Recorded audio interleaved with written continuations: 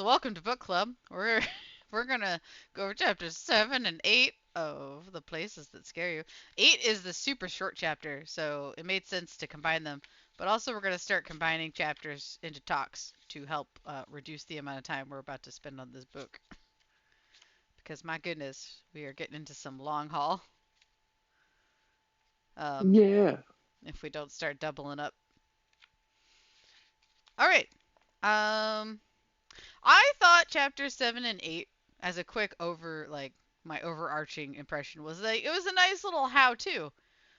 She really starts to talk about like, well, how do we do certain things, and just a practical like, here's the practice, here's how you do it, and here's some like, you know, mantras you can kind of tell yourself as you work through these things.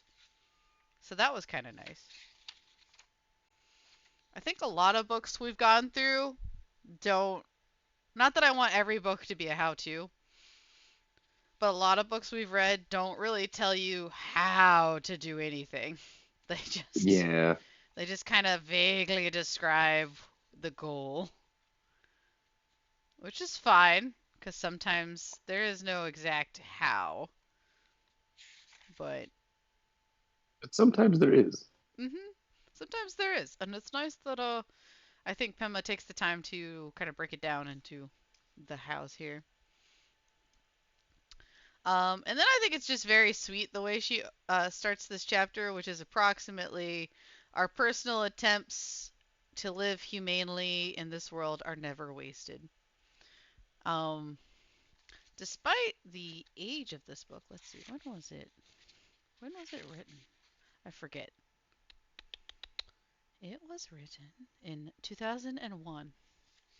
So, with the time it was written, and then just even 21 years later, she does throughout this chapter 8 kind of appreciate the fact that we live in a world that is not amazing.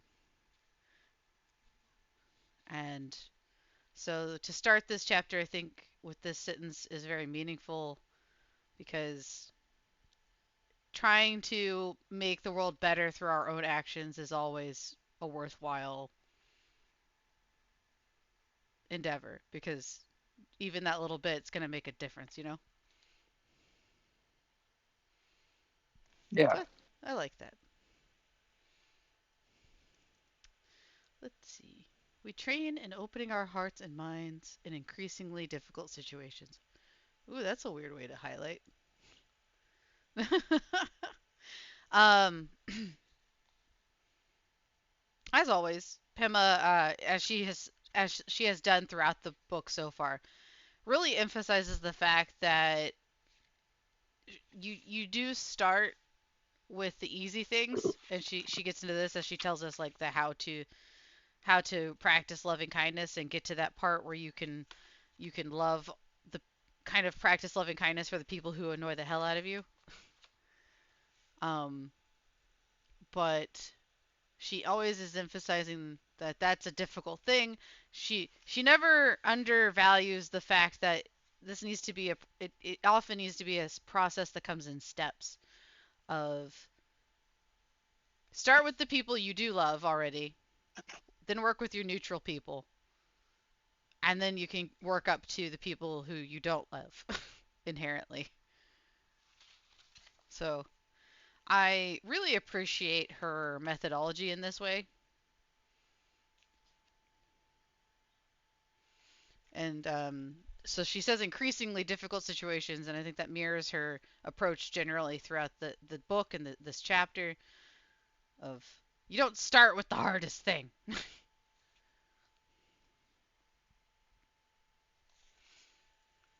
I don't remember exactly how she worded it, and please feel free to stop me from talking at any moment and put in your own thoughts. Um, No. no. And she does this a couple times throughout the book, but especially here, I like that she stops for a moment to remind us that if you don't have that loving kindness that we're trying to extend to the people around us for yourself, it's going to be impossible to genuinely feel it for other people. Um, I think at one point she actually says, if you can't, and I'm paraphrasing because I don't remember where this was, but it was interesting to me that she points out that it can be fairly difficult for some people to start with themselves. Yeah, So starting with someone they love can be a better starting position as it long as can. they end up including themselves at some Mm-hmm. point. Right.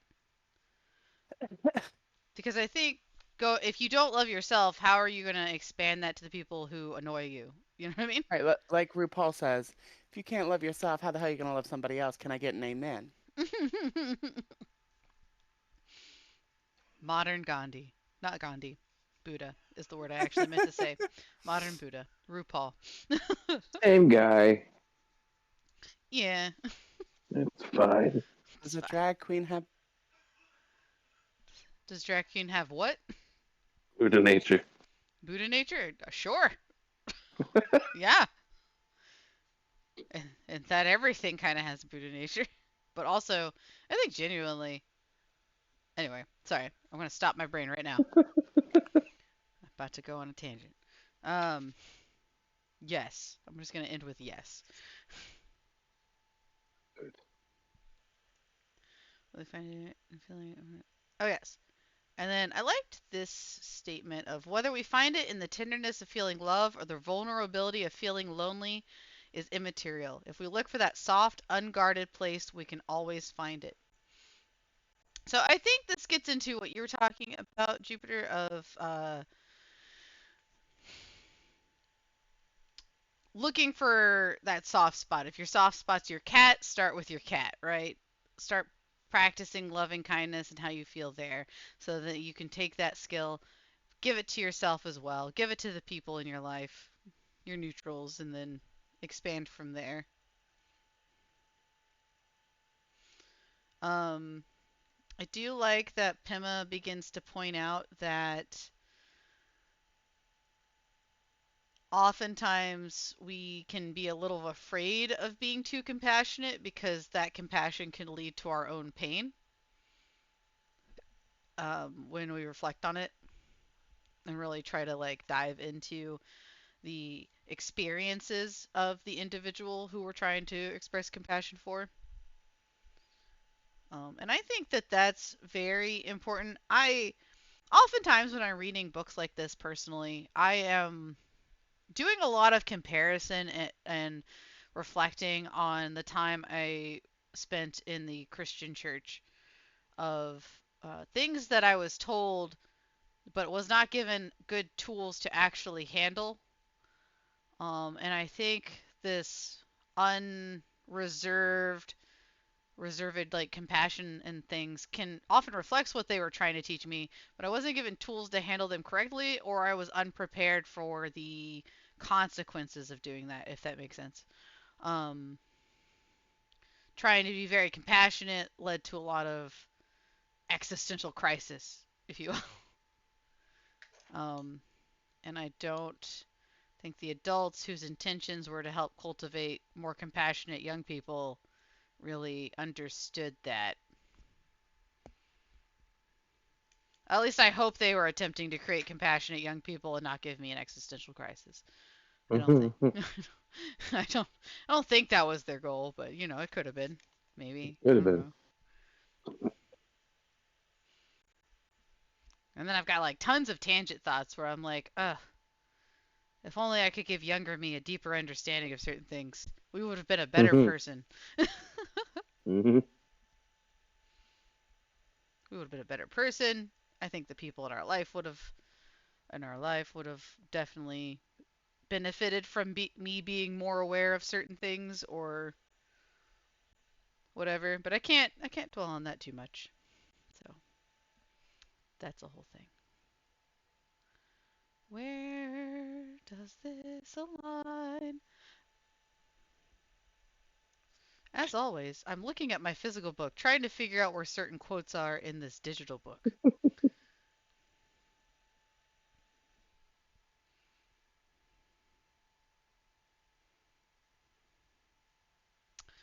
The first step.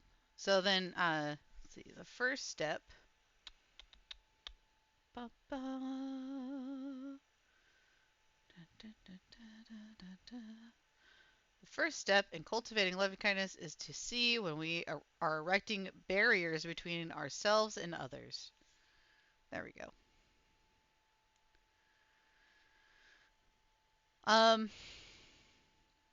I am personally when I like spend time being aware and really opening my awareness, am personally shocked to find how often I am just very naturally and instinctively raising tons of barriers all of the time. Mm-hmm. Emotionally, mentally, like sometimes this is protective, right? I'm erecting a barrier so that I don't become upset, or the people I'm talking to maybe don't. This is protective usually during scenarios where other people are angry and I don't want to absorb that anger or let it, tear at me. But it's just constantly happening, and I am frustrated with it because as a person in education, I find that if I can break down these barriers, I have a lot more compassion for my students, but I am so instinctively like pulling them up that I really create quite the distance between myself and my students. Even if I'm not, I'm not being like outright, I'm not being mean to them. I'm not being belligerent or hateful or anything. I'm just not letting myself see them fully, if that makes sense. Mm-hmm. Um, Not letting myself experience them fully in their presence. I am just going through the flow of my day. And so that personally bothers me when I reflect on it that I do this.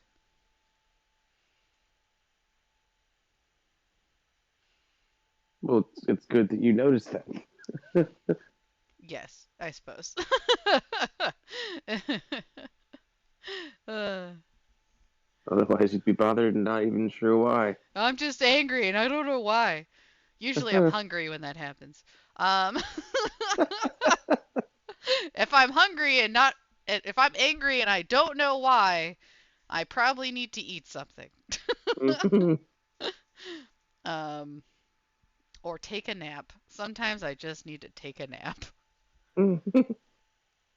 Um, oh gosh, the number of times I've gotten mad at Gregory for like I'll be cranky about something. He's like, "When was the last time you ate?" I was like, "That has nothing to do with this." What has everything to do with this? I eat a snack and we're fine. It had everything to do with it, as it turns out. How dare you? Mm-hmm. Am I here? Okay, yes. Yes, I struggle with the barrier imagery.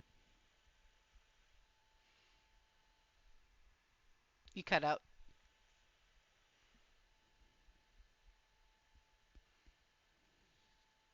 Oh, Jupiter cut out. where'd you go? Oh no. I think her mic's giving her problems. I don't really know what's going on with it. Yeah.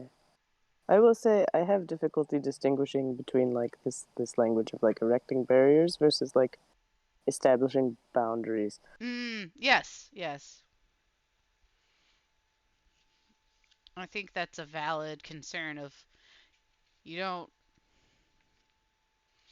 you don't want to be boundaryless. Yeah, and let Right. people just like storm through Because you. that's not being compassionate to yourself, Right. but where's that like distinction between having boundaries like for that purpose and like having a barrier between yourself and others like Yeah. I'm sorry your mic has died.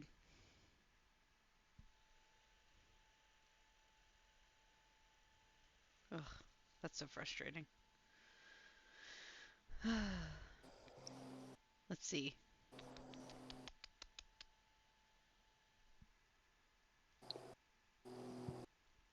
Um, Jupiter says, and for me, it can be a matter of just definitions. I'm not erecting boundaries so much as I'm defining things. I don't think this changes her point, but it does feel like an important distinction internally.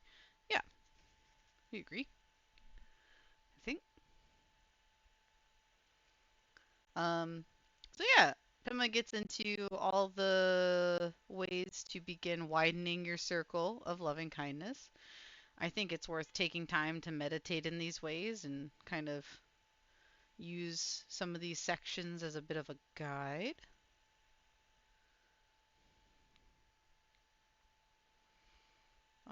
Then she says a little bit of a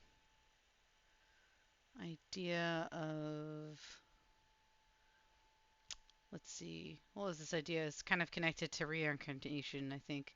The Buddhist teachings tell us that over the course of lifetimes, all beings have been our mothers. At one time, all these people have sacrificed their own comfort for our well-being, and vice versa. Although these days, mother doesn't always have a positive connotation. The point is to consider everyone we encounter as our beloved. And I thought that was an interesting way to look at it. I'm sure this is an old way of seeing it. I just hadn't really thought about it before. I hear I'm shuffling. back. You're back.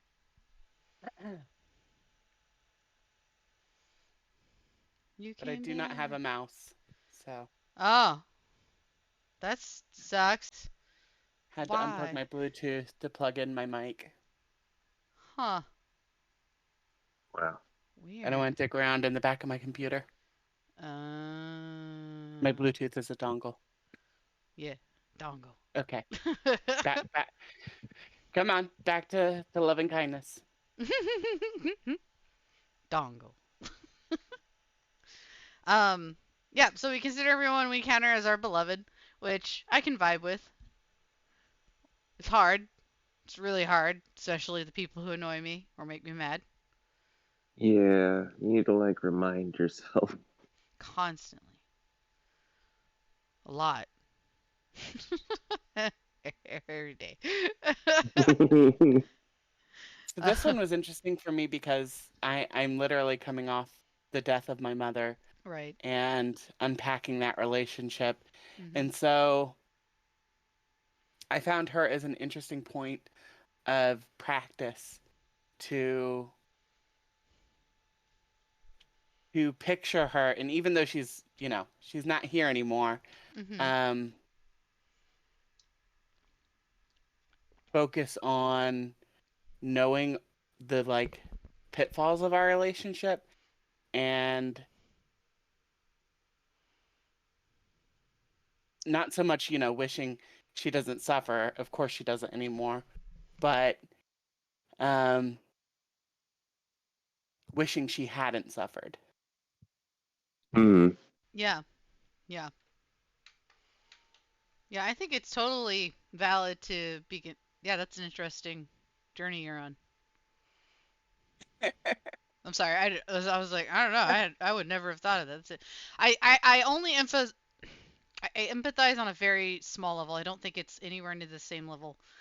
But when I think about the passing of like my stepfather, who was the perpetrator of a lot of bad stuff in my life, Yeah. Hmm. um, it's I so on just a complete, very different zone, different area, but kind of the same. Reflecting on, obviously he's passed, he's out of the world now, but thinking compassionately that I wish he hadn't gone through certain things, and you know what I mean. And so in that way, I Yeah, well, do. and I think even the things that he perpetuated, those, you know, it doesn't compare to what actually happened to you, but and I don't want to get into that further without like your permission, but like there's some element of, his soul that was obviously damaged by that. Right, Um, and it reflected a lot of his own suffering, right?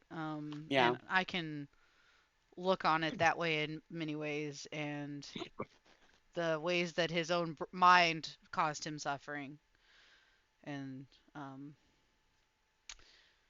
wishing that hadn't been the case. Not just for my own sake, but learning to wish it for his sake. Yeah. And so I'll just say that's something I've reflected on in the past years. I've had a lot longer though. Um, I am not there yet with my stepdad, but yeah, yeah, no, and that's fair too. I have so much work to do with about my mother. It is wild. Like, oh my gosh. Uh, as we're almost reversed here, Jupiter. I think in that I'm a little closer to certain things with my stepfather and forgiving him and really working through getting to this point of loving kindness for him, where I'm still like really bitter with my mother who is currently alive. at least with your stepfather, it's clear he regretted it. Yeah. Anyway, that's a whole conversation. Sorry, I don't. Sorry. Hi, feel bad for Des. But yes, that's its own conversation. Sangha Therapy Club. Sangha Therapy Club. Sangha We're not a Therapy Club. We're not a cult. We just want your teeth. we're not a cult. We just want your teeth.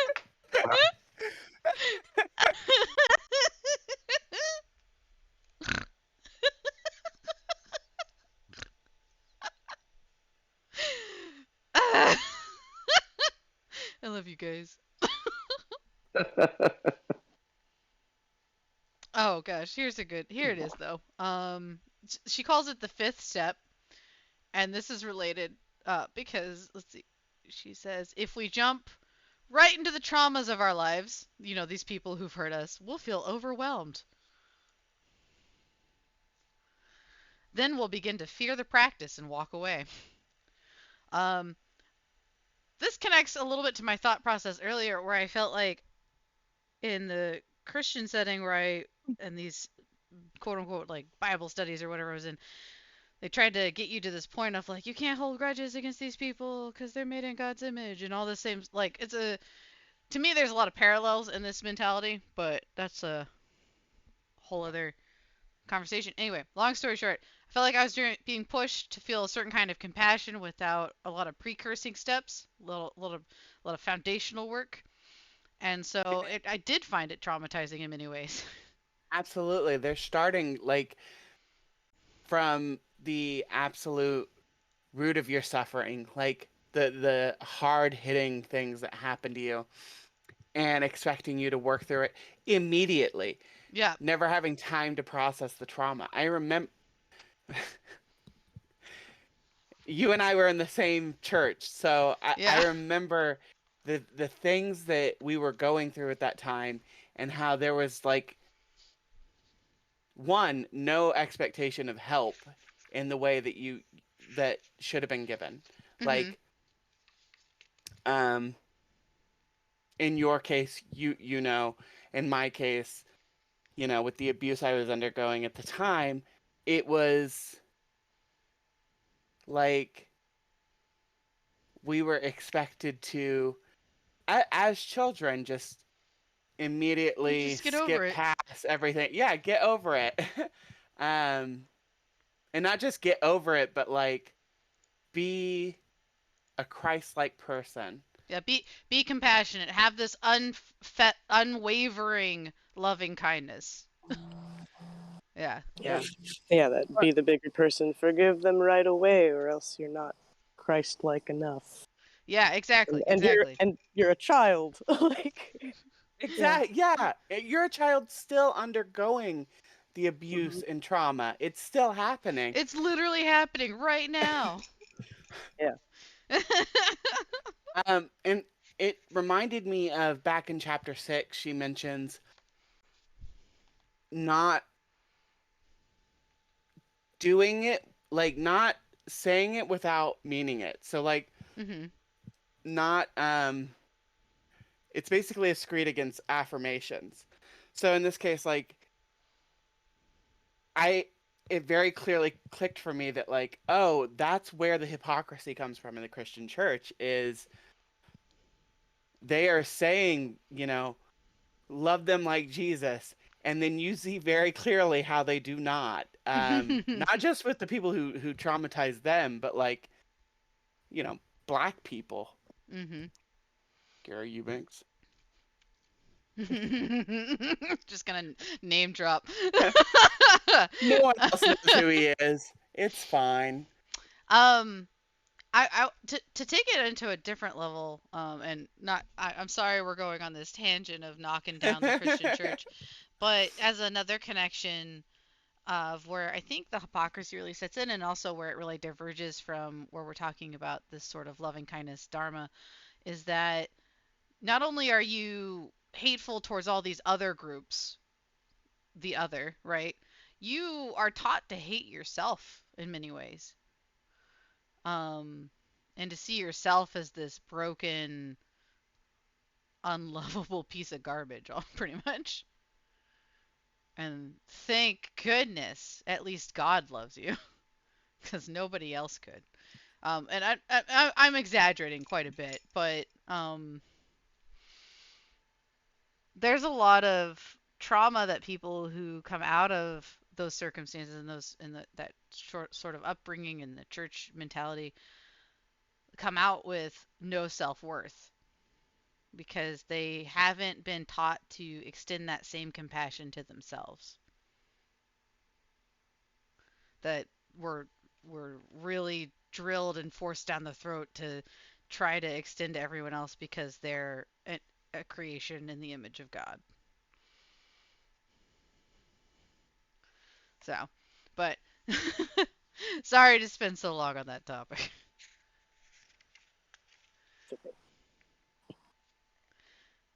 Um, yeah, and so she continues to go through these different things, remind us that sometimes these difficult relationships are very valuable to the practice because they push us to our hardest limits, right? And so, as like even now, as Jupiter and I reflect on these people from the church who hurt us, those in time could be very valuable parts of our growth as we learn to extend the same loving kindness to them that we wish they had had while we were there.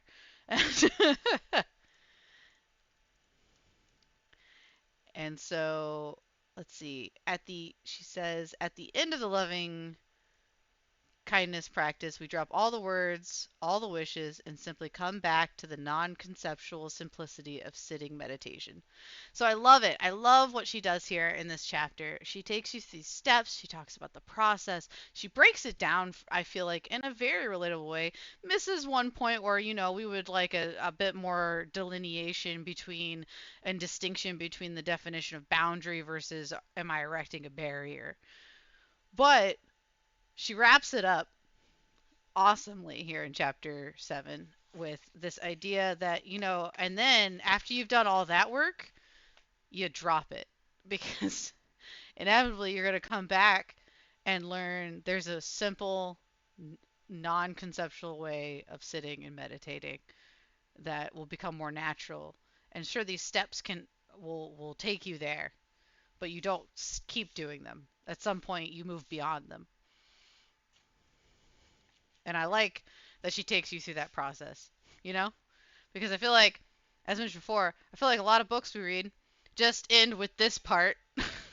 They just go straight to this part of you shouldn't have all these ideas and concepts. It's just simple meditation. Well, how do I get to the simple meditation?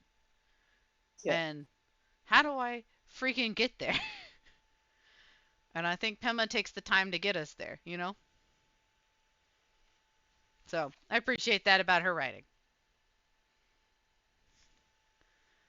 Um, just as a couple notes. And then I thought, I don't know why, this is just when authors write like this, it's just pleasing to me. As we continue to do this practice, we make friends with our fears, our grasping, and our aversion. Unconditional good heart towards others is not even a possibility unless we attend to our own demons. And I think that's the small little emo edgelord inside of me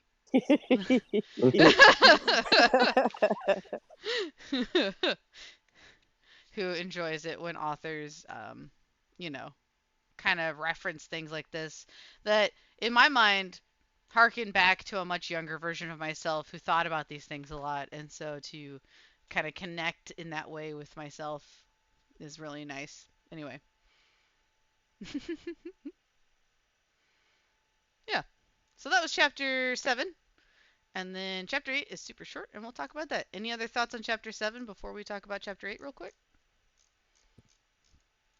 No. Is this the chapter that had the smear page? Smear page. Yeah, there's a page where the text smears. No. It's this one or the next one, but I thought it was this one. Uh, It made me laugh. Oh, I don't have smears in chapter 8 now. I didn't see any. All right, chapter 8. Oh, I skipped ahead when I said this earlier, I guess. I had connected the thoughts already. Compassion, however, is more emotionally challenging than loving kindness because it involves a willingness to feel pain. Yeah, I jumped ahead a little in that thought process. My apologies earlier. And this idea of, so this is where the book's title. So she's really emphasized, I feel like, this idea of, you know, the tender places and that they can scare us and stuff. But here I feel like she really jumps into where the title of the book comes from. But, of this idea of getting involved in something that is scary to us. And because who wants to just willingly feel decimated inside? And then, Yeah. she has another sentence that calls to my edgelord soul. Where is it? Oh, yes. Only when we know our own darkness well can we be present with the darkness of others. My, my little edgelord heart is like, yes, darkness. uh, so then we learn to recognize our shared humanity and all the ways that we're not perfect and we're trying real hard, we're doing our best, right? And that's often what I have to remind myself about the students. Most of the time, they're trying to do their best to get through the world. It may not be the best on their schoolwork, but they're just trying to get through life. They may be handing me in papers where they only answered one question, but maybe it took all of their effort to get to the school in the first place today. I don't know. Try to tell myself these things so that I'm not quite as spicy. So then we cultivate this compassion, not only for ourselves, we can move on to others on our list. Um, I thought it was weird that she said, may laboratory animals be free of suffering. I was like, well, there are a lot of people who probably are going to be quicker to be able to share their compassion with laboratory animals than they are other humans. So that makes sense. I often feel more compassion for the alley cats than I do sometimes the assholes I interact with in the world. Yeah. Um, I I always appreciate when something we're reading emphasizes this point. Whoop! Wow, I didn't know my highlighter did that. I don't even know how to get rid of it. Nope, it just lives there now. Okay. I think if you just click on it with the eraser, I think. I don't know. No. I've just got a cool line in my PDF now. Um, the point is not to become overwhelmed, but simply contact genuine compassion. I think, oh gosh, we've talked about this on various levels and different scenarios, but I like it when authors point out that this can be overwhelming and that if you're not careful, you can kind of send yourself into a bad place. Um, we've talked about this before, I think, with other books of meditation in general. Sometimes things get worse before they get better, and if Mm. being unprepared for that or doing can kind of lead to some unfortunate side effects mentally, Hmm. depending on how. Does that make sense? Do you guys remember anyone? I don't know if I'm referencing things y'all even remember. Um, but I remember. I remember. Pa- Partridge Farms remembers. Um, Wow.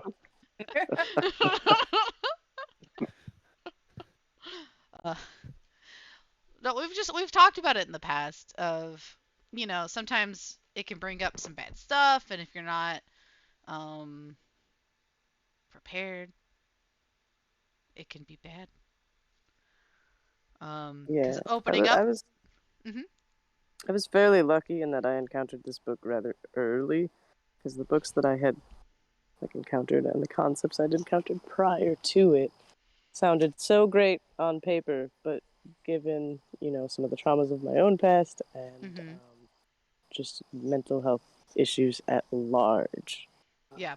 it really helped to hit this kind of step by step kind of a breakdown of how to sit Hmm. and you know how to not dive into the point where you're kind of losing yourself in all of that, because it can just compound and make it worse and more painful if you don't have any guidance.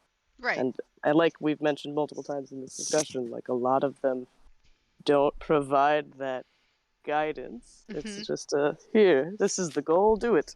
Do It's the so goal. simple. It's so easy. So easy. I am enlightenment, and you can too. I'm in Yeah. you can't do. So in that way, I think Pema shows a lot of skillful means in her writing for Hmm.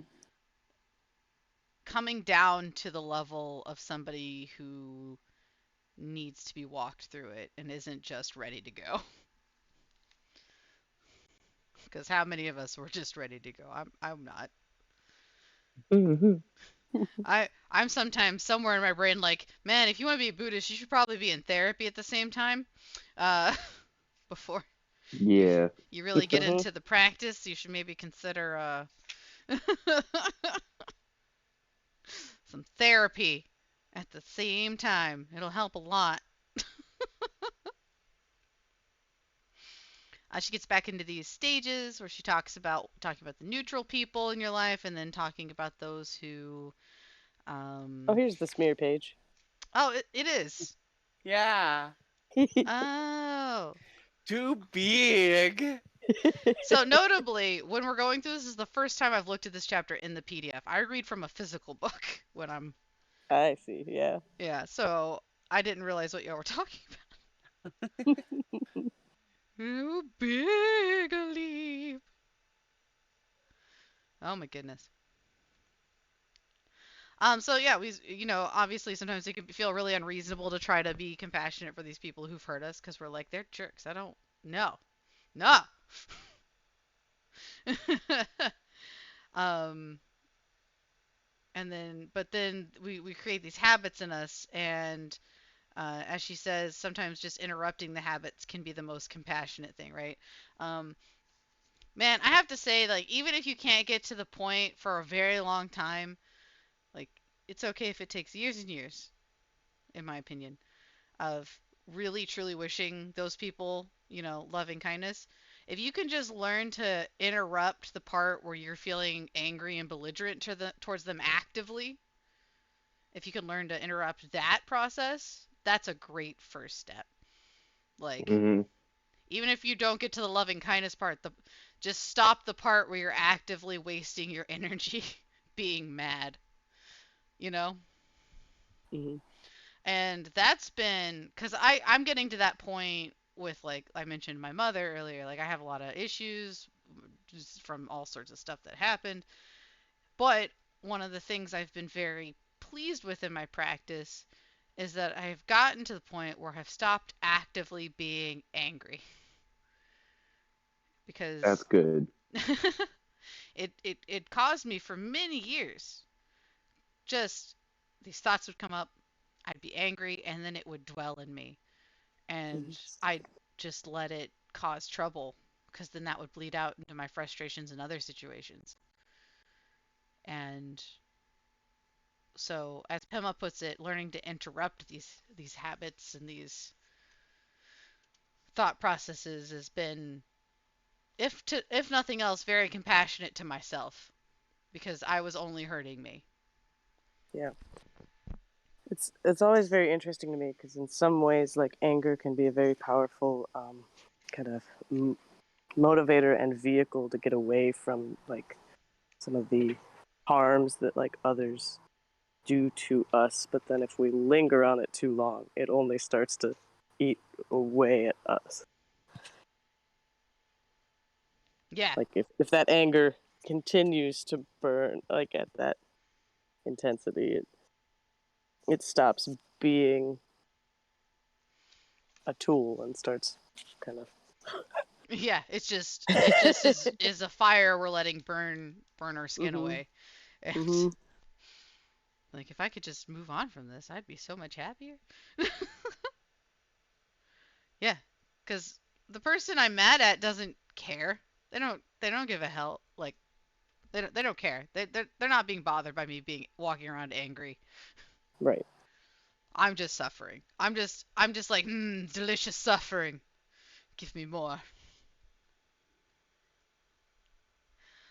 Um, she continues her talk about the compassion practice and you know, taking it outward, and then she gives us a nice little practical rundown. As I've said, I think chapter 7 8 very nice little kind of how to's, and so that's nice. And so she has this literal like, here's what I do, and so she talks about taking it with her into the marketplace she goes to, um, practicing with just the people these neutral people that come into her her life and her presence, and trying to um, keep her actions on the level of a bodhicitta. And I think that's a nice, cute little. I say cute. It's I don't know. It's just kind of nice. Oops, I didn't mean to highlight that part. Oh well. This part down here is what I meant to highlight. This is what I get for trying to talk and highlight things at the same time. She takes it with her to these neutral people in her life, right? Like, um, because a defiant teenager in a grocery store to me, while annoying, is still kind of a neutral person to me, right? Like they're not affecting me, they're not being defiant to me. I'm observing a behavior I think is stupid. But for her to kind of talk about like use these moments to practice extending loving kindness, I think is a great, really practical step to eventually getting to the point where I can extend that to people in my own life who I'm actually frustrated with, you know? Like Yeah. let me extend to these people who I'm not currently interacting with but are annoying me. Or in my own personal life, Morning. Morning. uh with driving and stuff, I try to personally, I'm not great at this.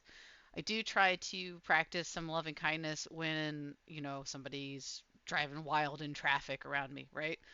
I'm like, what are you doing? And try to take those moments because they are sort of affecting me. And I do see it as kind of a small stepping stone towards larger goals of practice. Of if I can extend it to the asshole driving over there, maybe I can do XYZ. And then one of the things, where is it? Oh, there it is. The aspiration practice of the four qualities are training in not holding back, training in seeing our biases and not feeding them.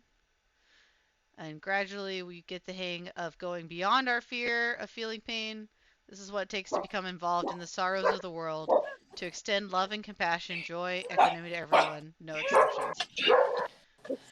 I feel like Pim is just really good at ending little chapters with these nice tiny summaries, and I'm like, oh, look at that neat little bow. Oh, well tied together, Pema. Thank you. Um, so yeah, that was chapter 8. Very short. Um, yeah, We did it. we did it. We did it. How long is chapter 9? Oh, it's like 1, 2, 3, 4, 5, 6 pages. And 10?